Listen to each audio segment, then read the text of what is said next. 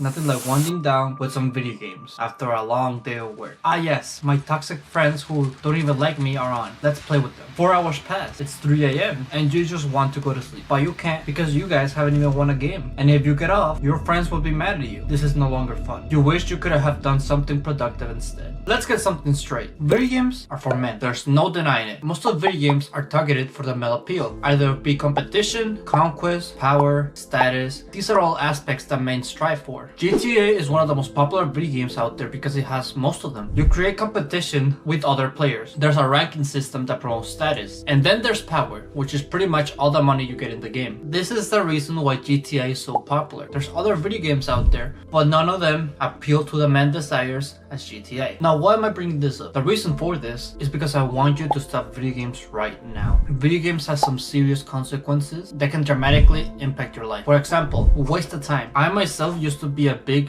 video game nerd, and I remember one of the worst things that ever happened was when I spent 6 hours playing a fighting game. It was this game called Dragon Ball FighterZ. I really thought I could be an EA player. I really thought I could really get up there on the high ranks. When I realized that I spent 6 hours playing that game, I was like, wow, I really wasted my time today. In those 6 hours, I could have been doing something much more productive. I could have been doing my chores, doing my homework, or reading a book, or making money. Video game is a huge waste of time. And the fact that so many people defend it is really insane. And one of the most interesting aspects of all this, there's different ways that video games keeps us hooked. One of the ways is through keeping us company. There's lots of people all over the world that play video games. And through the access of online connections, you're able to talk to them really easily. However, if you make friends through video games, you're probably gonna end up meeting people who'll just drag you down with them. And this could even happen to you as well. Even if you don't know intentionally, you could probably bring your friends down with you. Because when you're having fun, logic goes out the way. You don't care about the other people's emotions or what their responsibilities are or the fact that they want to improve themselves. You just want to have fun. It's really important to be aware of this because you don't want to be that person yourself. You want to be that person who wants to level up in real life and who wants other people to level up with them. We have all had that one experience where you want to get off the game and your friend keeps you around. Play one more game. One game won't hurt. We haven't won yet. We have to keep going until we win. The truth is, it doesn't matter how many times you go, you're still wasting your time. This is the first sign that I noticed which helped me see the fact that video games are a waste of time and that video games brings out the worst in people. Now, when you play a lot of video games and then you're out of video games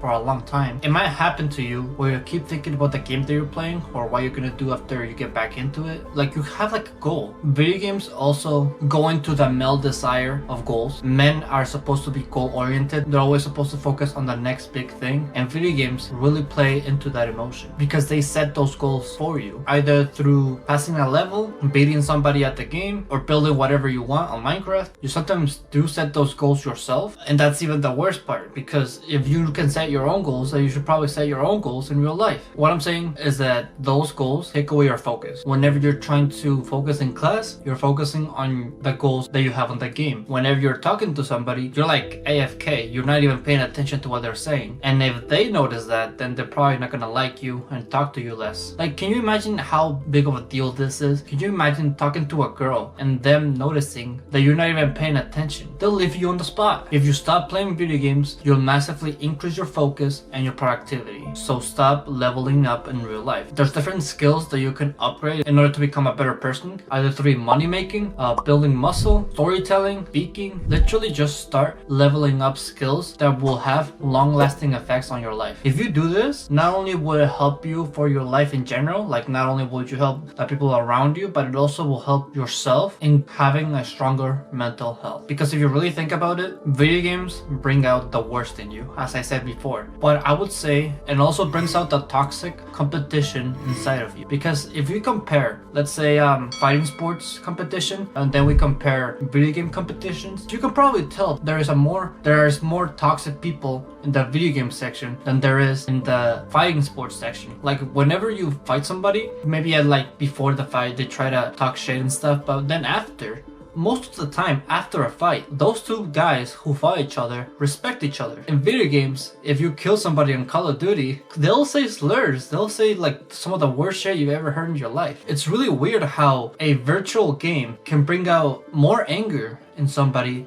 than actual fighting. Somebody like fighting is actually something that can kill you, and yet video games bring out more anger. That's not okay. Now, something that I found really fascinating is the fact that video games, like the video games that appeal to you, are the ones you lack in your life. Like, for example, if you lack contact with females, you're probably more drawn to a dating game. Or if you lack social interactions and brotherhood, you're probably gonna be drawn more into online games or like games where you can play with a bunch of people. And I think this is really fascinating because you can tell a lot about somebody's character by just what they play. I want you to think about the games that you play. Like, really look into the game and see if it translates into an aspect of you that you like. All I'm saying, I'm pretty much talking shit about people who play video games. Pretty much just saying that like you're gonna be unsuccessful, you're not gonna be strong, you're not gonna get girls. And the truth is, it's true. People who play video games are not attractive. I guess there are certain exceptions, but I guess it kind of balances it out. Like, for example, you could have a strong guy who plays video games but doesn't make a lot of money. Or you could have a guy who makes a lot of money and plays video games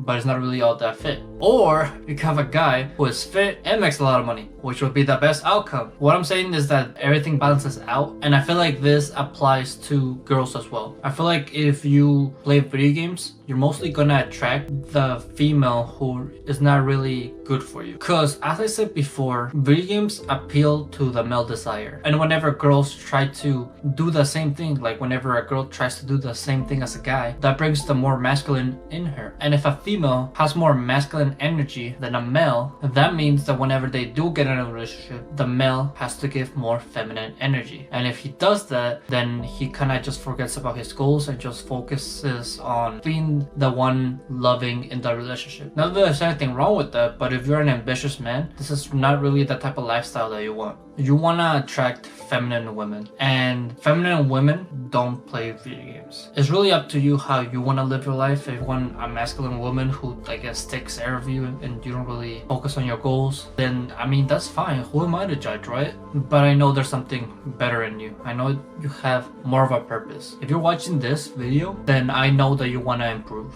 Apply some of the principles. Literally just look at successful people today. Most people don't play video games. I mean, some do. So, like successful people who are already reached the top. Like, for example, I saw Andrew Tate play video games. Like, he already reached it. But like, I'm pretty sure he doesn't play video games every day. Like, probably like once in a while. But like, while you're building up, while you're climbing up the ladder, you shouldn't really play video games. You really don't see anybody else doing that. You shouldn't do it as well. You should mostly just focus on leveling up your skills. Screw the video game friends that you talk to. Literally just focus on yourself. You should be your main priority. Don't care about what they think. Start leveling up your skills and become a better person today. So hopefully you guys enjoyed this video. If you did, make sure to leave a like. Subscribe if you're new or if you like my channel. And yeah, always live your life like there's no tomorrow.